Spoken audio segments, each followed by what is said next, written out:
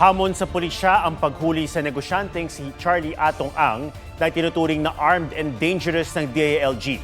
Tinutulungan pa raw si Ang ng ilang senior police officer. May report si John Consulta. Ginalugad ang isa umanong bahay ni Charlie Atong Ang sa barangay Mauway, Mandaluyong City. Pero tanging ang nagpakilalang abogado niya ang humarap sa pulisya. Sinuyod din ang ektarya pag-aari ni Ang sa Sidiloan, Laguna. Andito kami nga para i-serve yung warrant of violation ng Regional Fire Force. Sinong pwedeng makausap? Tawagan ko lang po Yung? Tumambad sa tracker team ang napakaraming silungan ng manok, 2 helipad, mga villa at main house sa ibabaw ng Borol. Inisa-isa rin ang kwarto sa main house. Pero wala si Ang. Sinalakay rin ang isang farm sa Magdalena, cockfighting farm sa bayan ng Mapitak, at isang resort sa Hala-Hala, Rizal. Pero walang ang nakita. Ininspeksyon din ng NBI ang isa pang farm sa San Pablo, Laguna, pero negative. Sunod na susuyo rin ang ilan pang properties ni Ang sa Visayas. Minamadali ang paghahanap kay Ang na itinuturing ng most wanted sa bansa. He is accused of killing maybe about 100 missing Sabongeros, and he is considered armed and dangerous. We have to assume na delikado siya. Tandaan nyo yung taon to, may nitin ang ulo nito. Minsan sa isang sabungan, congressman, sinampal niya. He has violent tendencies. Ang pagkuha ng baril ay sa ganong karaming pera, madali para sa kanya yan. At madali siya kumuha ng mga security na bibili niya kalang loyalty. Kanselado na ang 6 na registered firearms ni Ang. Pinasusuko na rin ng PNP ang mga baril kabilang ang 2 M16. We have informed him today properly na the firearm is supposed to be surrendered kasi nga akusado po siya sa isang krimen. Otherwise, we will be conducting also applying for search warrant para makuha namin yung mga baril na yun. Medyo process na po na ibigay sa kanya. Meron siya hanggang bukas. Yeah. Pinababawi na rin pati ang baril ng kanyang security. Aminado ang pulisya, hamon ang paghuli kay Ang, lalo't kabilang sa mga tumutulong umano sa kanya ang mga kabaro nila na hindi basta-bastang mga pulis. Does it involve a two-star general? Some of them are senior officers. But not in the service anymore? Some of them are in the service, some are not. Yung pagtatago niya nakakakuha rin po siya ng mga information dito sa mga taong ito, ng mga naging kaibigan niya, on how to evade yung police. But we will not stop. Nasa watchlist na ng CIDG ang mga di pinangalan ng pulis. May patong na sa ulo ni Ang na 10 milyong piso. Kapalit yan ng anumang impormasyong magre-resulta sa pagkakadakip sa kanya. Sa kasalukuyan, walang record ang Bureau of Immigration ng pag-alis ni Ang ng bansa mula sa anumang paliparan o pantalan. Pero hindi inaalis ang posibilidad na mag-backdoor exit siya o gumamit ng ibang pasaporte. Ito po ay binabantayan ng mga local government units ng Kapulisan at ng Coast Guard.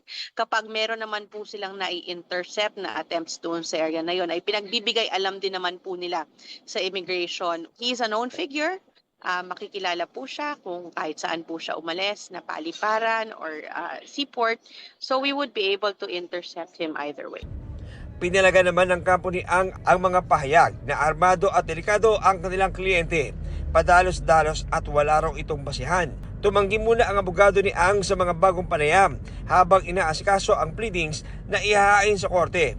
Ayon naman sa DOJ, ang tanging remedy ng kampo ni Ang na pwedeng aksyonan ng korte ay motion to quash. Pero all other pleadings na i-file nila kung hihingi sila ng kahit na anong affirmative relief galing sa husgado ay hindi nila pwedeng gawin at hindi aaksyonan ng husgado dahil sa wala pa itong restriksyon doon sa katauhan ng akusadong humihingi ng affirmative relief.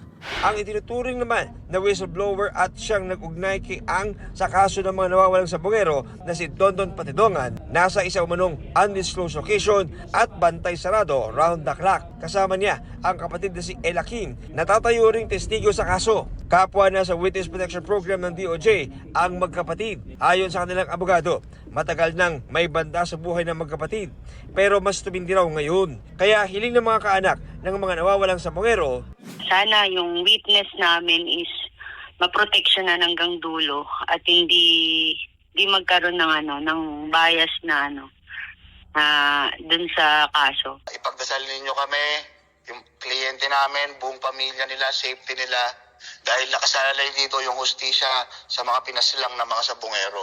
John Consulta, nagbabalita para sa GMA Integrated News. Bantay sarado ngayon ang opisina ng DPWH Cordillera Administrative Region kasunod ng sunog sa bodega ng Financial Management Records ng opisina. Ilang sensitibong dokumento umano ang nadamay. May report si Oscar Oida.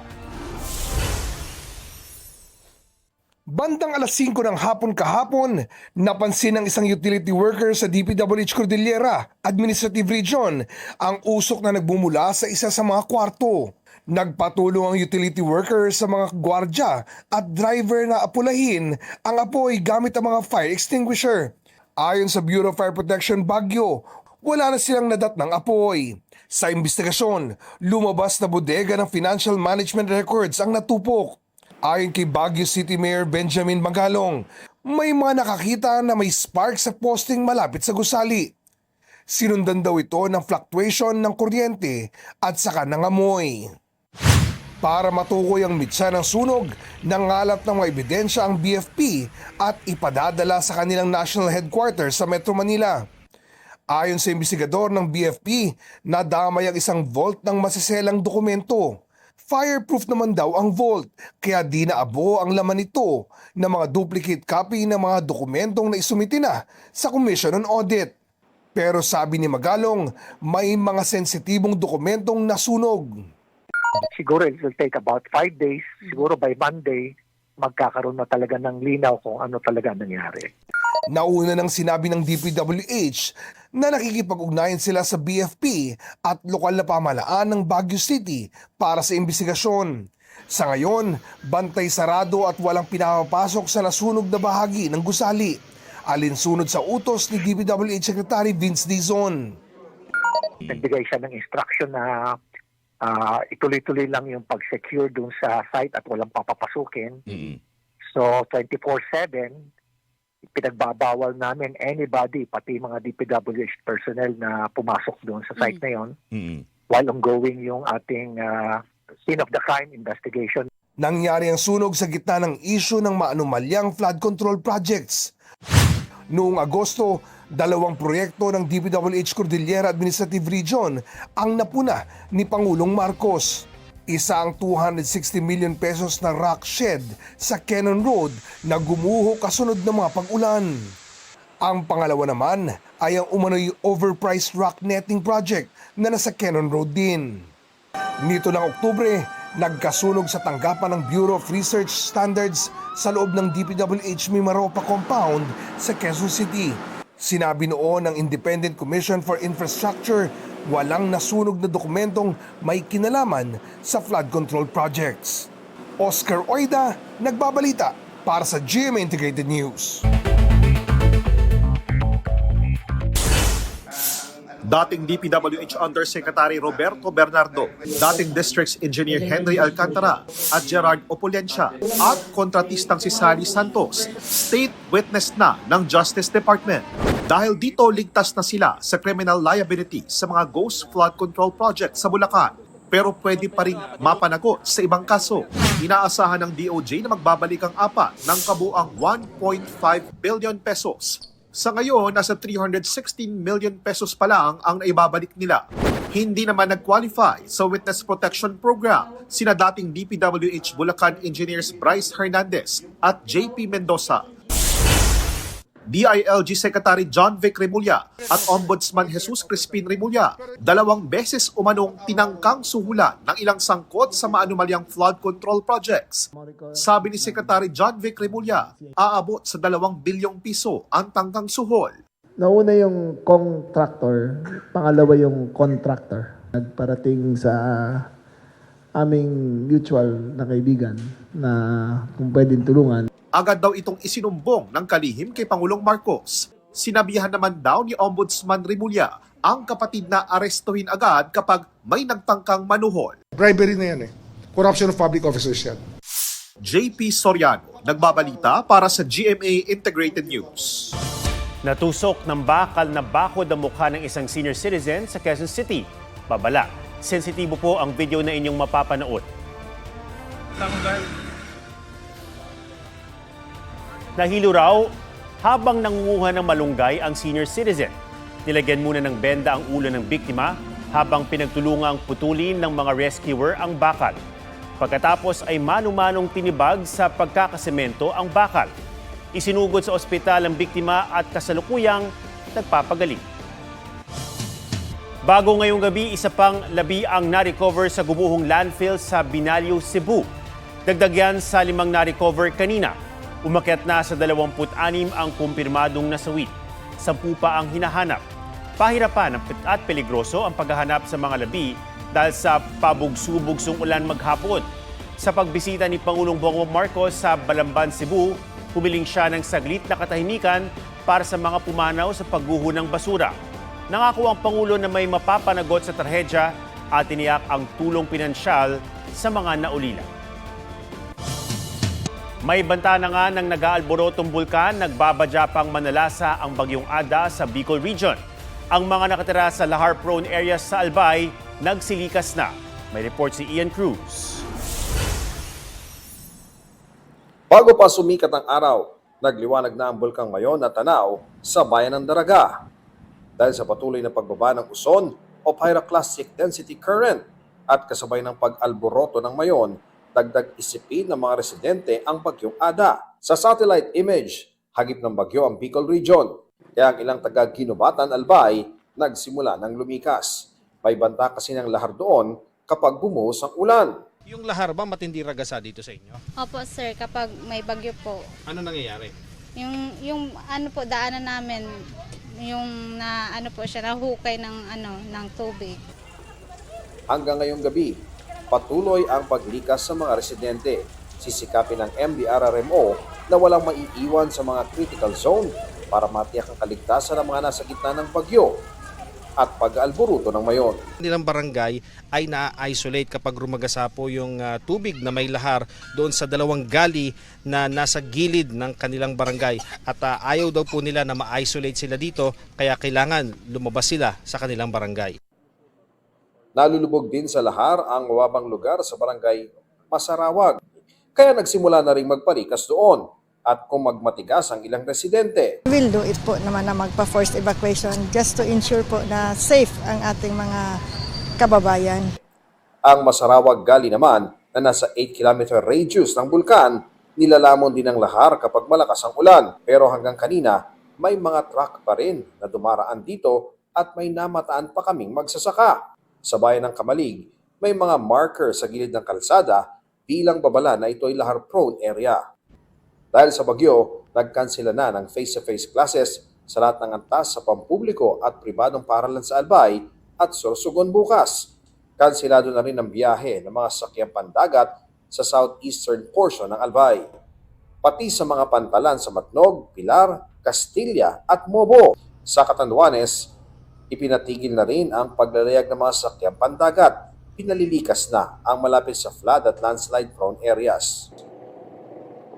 Sa Surigao City, Surigao del Norte, ramdam na ang pabugso-bugsong ulan. May mga lugar na nagkansela na rin ng klase. Ipinagbawal din muna ang pangingisda at biyahe sa mga pantalan.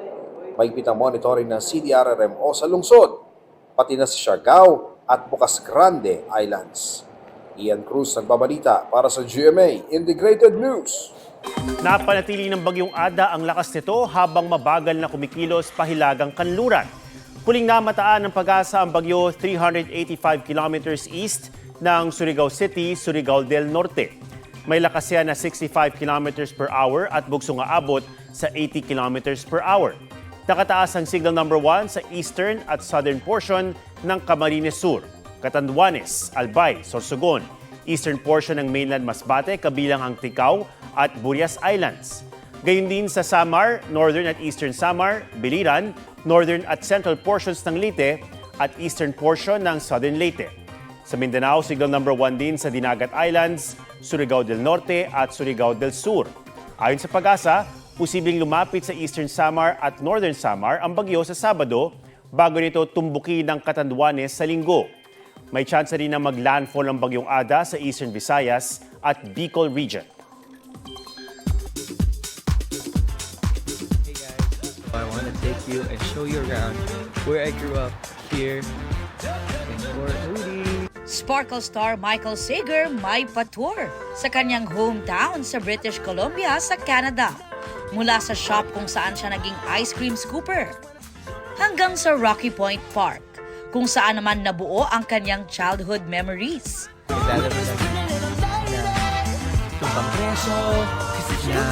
What's tag in Tagalog? Bulan. Habol-habulan at tagu-taguan. 2022 nang iwan ni Michael ang buhay Canada para makapagsimula ng career sa Pilipinas under Sparkle GMA Artist Center. Sa huling 3 linggo ng Sanggang Dikit for Real, Dennis Trillo aminadong mamimiss ang cast at ang Station 12. Sunod namang minamanifest ng award-winning kapuso actor na magka-Hollywood project, gaya ng co-star na si Art Acuña. Jillian Ward at David Licauco balik taping sa bagong Kapuso Prime series na Never Say Die matapos ang holiday break. Hindi lang siya basta action. Meron siyang purpose, meron siyang meaning. Kumbaga, action siya na show with a purpose. I think it's nice to be part of a teleserye na binibigyan ka ng awareness. Nagbibigay tayo ng awareness sa mga manonood. And as an actor, kailangan mong gawin yung best mo dahil it's more than just entertainment. Aubrey Carampel nagbabalita para sa GMA Integrated News.